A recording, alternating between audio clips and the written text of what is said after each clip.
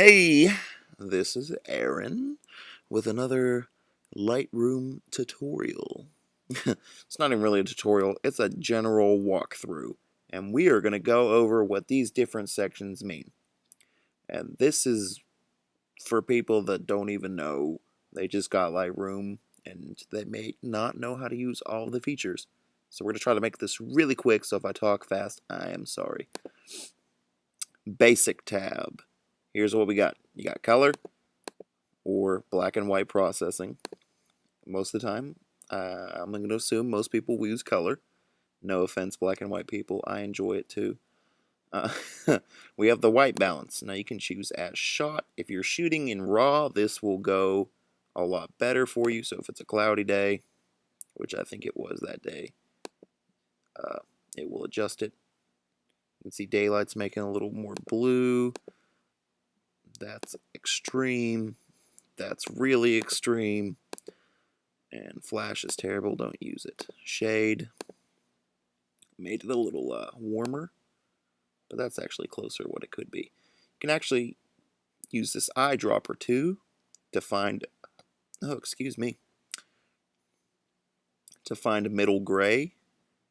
And if I click this green, it will make it ridiculous. If I come over here and find something that's supposed to be middle gray, or you think should be middle gray, it will have a lot closer of a white balance. But I'm going to click this cloudy. If you have like a little one of those like passport checkers color balance cards, you can use that, and then you can color balance off of that. Or you can come in here manually and say you want more blue in it, cooler. You want it warmer, you can add some yellow. You can also affect the tint. This comes a little more handy if you're shooting portraits. Maybe you got too much pinks or reds in the flesh tones, and you can bring in the green and eliminate them. Or maybe you need some more, you can add some magenta and balance it out. Let's go back to pretty much nothing. We'll leave it at that. Exposure. This is important. If your exposure's off in camera, you can adjust it a little bit. So you can see this one's pretty good. It's right in the middle, which is pretty much what you want if you have no detail. So this is the histogram, and this is showing you greens, blues, reds, yellows, gray, magenta, and pink colors that are in here. And they're all pretty much in the middle, which is okay. That's pretty much where you want it. And, you know, in a perfect reality, you probably want them a nice image to go all the way across, which you can adjust using contrast. And you see it kind of puts it all throughout the histogram instead of just being in the center. But that's okay, because the only thing really in here is a little, like some browns, a little black maybe, mostly green. We have some whites. There's a little bit of gray in there, and a little tiny bit of yellow. There's not a lot of information in this picture. It's not really spectacular, but it's good for showing you the things in Lightroom. So let's say you import this picture into Lightroom, and this is what you see in the histogram. You're like, oh, it's over here on the left side. It's really dark. So you can bump your exposure up. You can be like, okay, it's in the middle. Now it's a good exposure again. Or if you bring it in the Lightroom and your stuff's all the way on the right side, you're like, whoa, too bright. Gotta back it down. And you end up pretty much in the middle again. And that's about where it should be. But that's how you work that, and then contrast, of course. You can put it really narrow and have no contrast. Everything's pretty much gray. Fun, right? I know. Or you can add more whites and blacks, more tonal range in your image and make it look really poppy, which I might add a little bit. I'm going to add stuff as we go and see what we end up with in the end. Highlights. This will just affect, and you see when I hover over this stuff, it just affects the different parts of the histogram, different parts of your image. So highlights are only going to affect the highlights, the bright parts, like this trim. There's some highlights in there. And you can see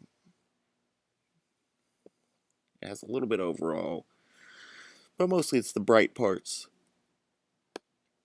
So if you have something that's really bright and it has no detail like this, which is a lot harder to get detail from nothing actually, but you can kind of salvage some. See, I brought some of that detail back. It's better to be a little dark and boost your exposure and boost your highlights to get detail than it is to take a blown out image and get detail from that. But that's a different thing. How did we end up on Shonda? Give me the preview for that back. Thank you. Shadows will only affect the shadows. So these are shady parts, like you see this up here on the top of this building, the shade, the shadow. Boom, you pump that up, I can start seeing the detail that's under there. Compared to if I just darken that, can't see anything. Bump it up, you can see stuff. That's what the shadows are. Whites are the brightest part of your image, the whitest of the whites. You can see I just pretty much blew that out all the way. Or I can make it gray. I usually don't touch that too much. And blacks will only affect like these areas, the really black parts. You can black them out, or you can get them closer to middle gray. Woo, woo, woo. So that just affects the black of the blacks. Next up, clarity. Let me zoom in on some texture so you can see what's going on with clarity. If we pump it up, woo, it just highlights the detail really. And any grain in there will show up more. And it just, if you go this far, it looks grungy. If you go not far enough, it looks like that, weird. It just kind of highlights and showcases off detail and texture better, which is good for a picture like this a little bit, maybe not that much, but bad for like a portrait because you want it to be soft, you want the skin to be smooth, so you might back it off about -10 or so and make skin smoother. On a guy it's not so important, but you don't want to crank up clarity on the ladies, trust me. They will be mad. A guy you can get away with are like, cool man, I'm grunge, I'm heavy metal. Chicks are like, no, unless you got a heavy metal chick and she's like, oh yeah, that's some AC/DC right there. That's a terrible example. So that is what clarity does. It makes things clearer. Vibrance is fun. You can see if I turn that down, there is still color, but it's less dramatic. And if you pop it all the way up, woo, put on your sunglasses because everything's intense. But I find that's better to play with vibrance than popping like saturation up. We pop both these up, oh Lord, colors bleeding into each other. And if you take that all the way down, of course, there's going to be no color. But saturation usually starts to make things look, see, you know, you put saturation on like 37 or 50 or something, and it's already looking like pretty much vibrance at 100%. So vibrance is a little more forgiving. So I'm going to pop that up quite a bit because it's not too ugly on here. Bring that down. Okay. Tone curve does pretty much everything we just talked about for your exposure, except it's a different kind of graph, and you can do weird oh yeah, look, you can get some crazy stuff going there. Look at that, some matrix. You know, and you can do stuff like that. Where this really comes in handy is you can affect the red, the green, and the blue channels. So if you wanted to add some red in the shadows, the black areas, you could just add some red. And if you wanted to put some blue in the highlights, you could do that. So you can have fun giving your image a real personal touch, and the the color grading, I guess, of your image. You can add cool tones to the shadows, or you can get like a green effect for like a scary movie kind of effect. That's what that does. So that's where that really comes in handy. But just for giggles, kind of pump this up, which isn't doing anything yet because we don't have a whole lot of blacks in here. And maybe bring this down a little bit. You can see if I bring the shadows down a little bit and bring the blacks down. Let's go back to the tone curve. Pump this up some more. It's a little faded and it looks a little vintage. It looks a little more filmic. And I like that for this image. Where are we at? Hue, saturation, and luminance. So hue will change what color this stuff becomes. So that makes it really green. That makes it more yellow, which I kind of like the yellow. It's kind of crazy looking, so I'm going to leave it a little more yellow. Saturation will obviously make it really saturated or not saturated. So we'll pump that up. Well, actually, we won't. That makes it look crazy. Woo! We can add some of that in there though. That's cool. And luminance is pretty much how dark or light the color is. So make it darker, you make it brighter. I feel like darker shows a little, oh no, a little more detail. So under color, you can just click through the colors and it gives you those same options pretty much, just in one place. Or we have black and white. And what black and white does is, of course, it makes it black and white. But these are all the colors that make up the black and white. And it pretty much just acts as a luminance value. So the green, we can make that brighter. You can see how that changes the black and white image. Or you can make it dark. And then it's a completely different black and white image. So, well, you know, sometimes that can be good. You can really make an interesting black and white photo from something that was an uninteresting black and white photo. Just change the colors around to make it fit. Split toning. This will add color to your highlights or color to your shadows. So let's just pick a color. Let's pick like a blue. You can see how it's kind of put that in there already for me. Let's add some yellow maybe. And of course you can change the saturation of each. And you can change the balance. So over here, it's all shadows. Over here, all highlights. In the middle, it keeps a little bit of both. And that's another way, that's an easier way to add some colored tones, some color grading, than using this more advanced curves, the tone curves. You can get some similar effects this way. Not as good as you can with this, but this is more advanced, but pretty decent. Detail. Of course, we have sharpening values. And I like to start off by holding Option on a Mac or Alt on PC and dragging this masking. Oh, and you see this? If the whole thing's white, it's sharpening the whole image, but maybe that's not what you want. You can tell it to specifically just target, you know, this wall of this building and this grass. And we can pump that up to about 40 some, that'll be okay.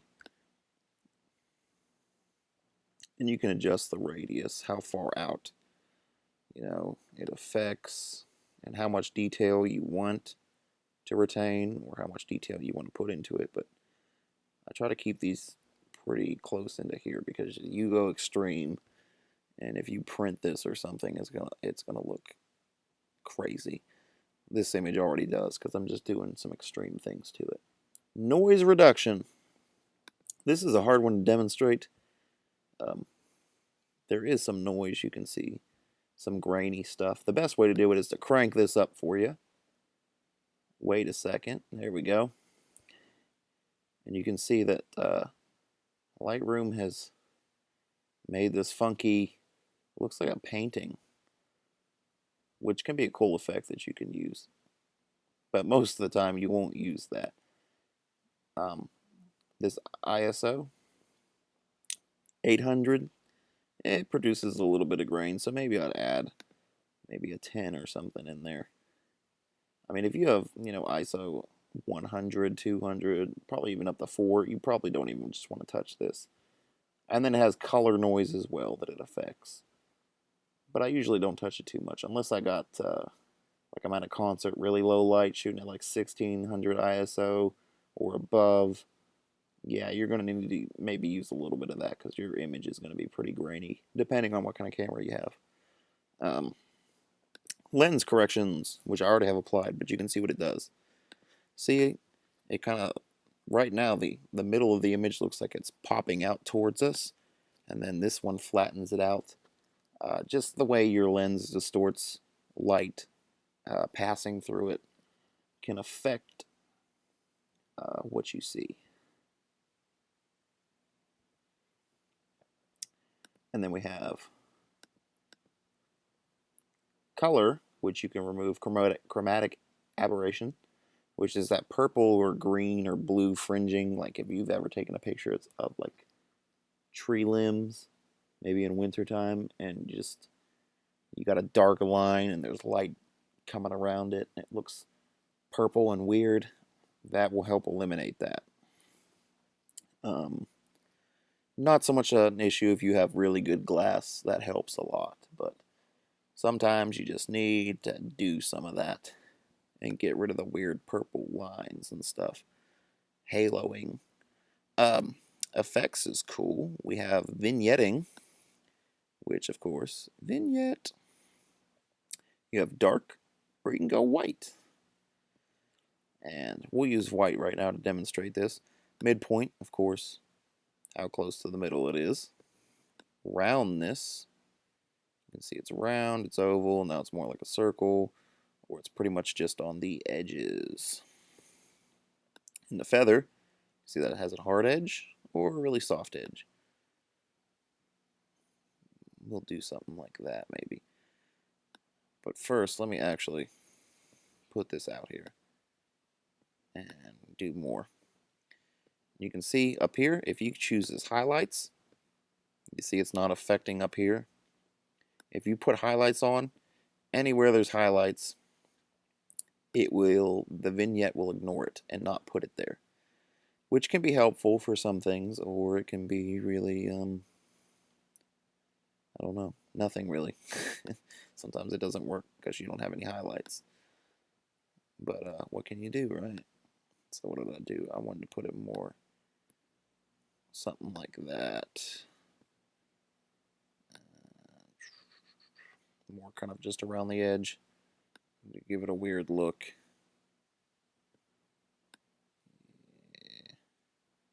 I don't know, something like that. It's cool looking a little bit.